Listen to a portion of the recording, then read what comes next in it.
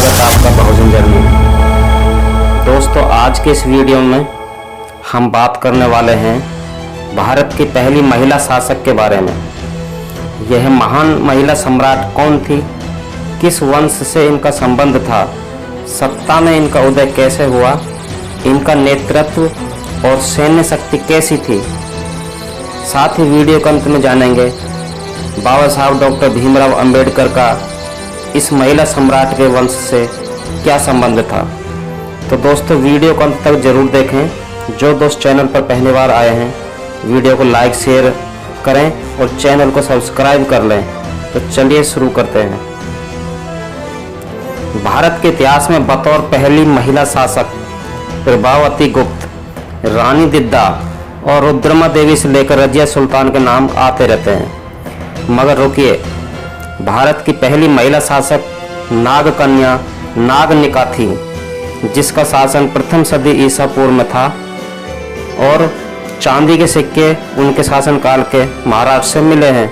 सिक्कों के ठीक बीचों बीच रानी नागनिका का नाम लिखा है। इसकी लिपि ब्राह्मी और भाषा प्राकृत है। आप इन सिक्कों में देख सकते हो। सातवाहन वंश, जिसे आंध्र वंश के नाम से भी जाना जाता है, मौर्य साम्राज्य के पतन के बाद मध्य और दक्षिण भारत में स्थापित हुआ। इस समृद्ध वंश के कई राजाओं ने शासन किया, लेकिन रानी नागनिका उन सभी में अनूठी थी जिन्होंने न केवल एक महिला के रूप में शासन किया, बल्कि सम्राट की भी उपाधि धारण की। नागनिका का शासन तक का सफर साधारण नहीं था। वह सातवाहन वंश के महान राजा सतकर्णी की पत्नी थी। सातकर्णी की मृत्यु के बाद साम्राज्य की बागडोर नागनिका के हाथों में आ गई। जब सातकर्णी का निधन हुआ तो उनके बेटे बहुत छोटे थे और शासन के लिए तैयार नहीं थे।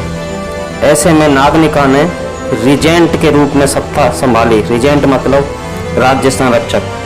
परंतु वह सिर्फ एक संरक्षक नहीं थी, वह वास्तव में राजनीतिक और सैन्य शक्ति का उपयोग कर रही थी। नाने घाट की गुफाओं में मिले अभिलेखों से यह पता चलता है कि उन्होंने कूटनीतिक संबंध स्थापित किए और साम्राज्य की सुरक्षा को सुनिश्चित किया। वह केवल एक रानी नहीं थी, बल्कि एक सम्राट के रूप में सम्मानित थी। रानी नागनिका को उनकी सैन्य कुशलता के लिए भी जाना जाता था। जब अधिकांश महिलाएं महलों तक सीमित रहती थीं, तब नागनिका ने सेनाओं का नेतृत्व किया। यह कहा जाता है कि उन्होंने सातवाहन साम्राज्य पर आक्रमण करने वाले पड़ोसी राज्यों को सफलतापूर्वक परास्त किया और साम्राज्य की रक्षा की। युद्ध के मैदान में उनका साहस और उनकी रणनीतिक बुद्धिमत्ता ने उन्हें दक्षिण भारत में एक आदरणीय व्यक्तित्व बना दिया। उनके शासनकाल के दौरान साम्राज्य समृद्ध हुआ और अपने क्षेत्रीय अखंडता को उन्होंने बनाए रखा। नानेघाट गुफाओं में मिले अभिलेखों में रानी नागनिका के शासनकाल का वर्णन किया गया है। यह अभिलेख भारत में महिला नेतृत्व के सबसे पुराने साक्ष्यों में से एक है।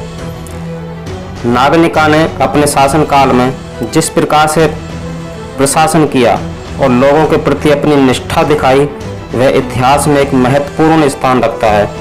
सातवाहन वंश उनके बेटों के शासनकाल में भी समृद्ध होता रहा, लेकिन नागनिका का प्रभाव उनके साम्राज्य पर सदियों तक बना रहा।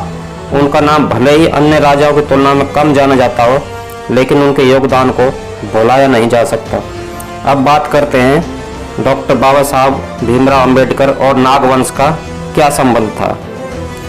नागनिका, जो भारत की प्रथम महिला सम्राट थी, उनका जो मातृ खानदान था वह अंग्य कुल का था और अंग्य कुल मूलतः नागवंशी थे और ये अंग्य कुल के लोग अपने आप स्वयं को महारठी लिखते थे।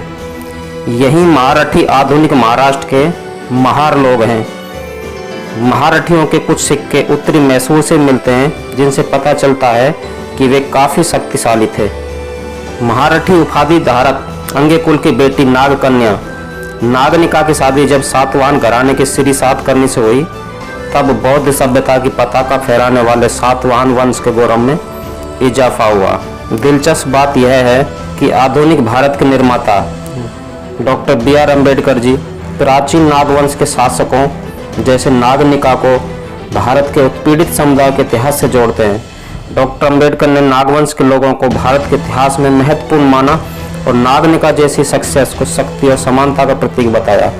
डॉक्टर अंबेडकर के दृष्टिकोण से यह साफ होता है कि रानी नागनिका जैसे ऐतिहासिक व्यक्तित्व, जिनकी कहानियां समय की धारा में कहीं खो गई हैं, आज भी समाज में न्याय और समानता के लिए प्रेरणा का स्रोत हैं। रानी नागनिका की कहानी साहस, धैर्य और नेतृत्व की मिसाल है। भारत की पहली महिला सम्राट के रूप में उन्होंने न केवल अपनी जगह बनाई, बल्कि यह भी साबित किया कि महिलाएं भी साम्राज्यों का नेतृत्व कर सकती हैं। उनके शासनकाल में हमें याद दिलाता है कि भारत के इतिहास में महिलाओं की भूमिका भी उतनी ही महत्वपूर्ण रही है जितनी पुरुषों की। आज भले ही उनका नाम इतिहास की धुंधली परतों में छिपा है, लेकिन उनका प्रभाव और उनकी कहानी अनंत काल तक गूंजती रहेगी। तो दोस्तों, आज की वीडियो में इतना ही। यदि आपको यह वीडियो पसंद आई हो तो हमारे चैनल को सब्सक्राइब करना न भूलें और ऐसी और भी ऐतिहासिक कहानियों के लिए बेल आइकन दबाएं। अंत तक वीडियो देखने के लिए आप सभी का धन्यवाद। जय भीम, जय भारत, जय संविधान, नमो बुद्धाय। धन्यवाद।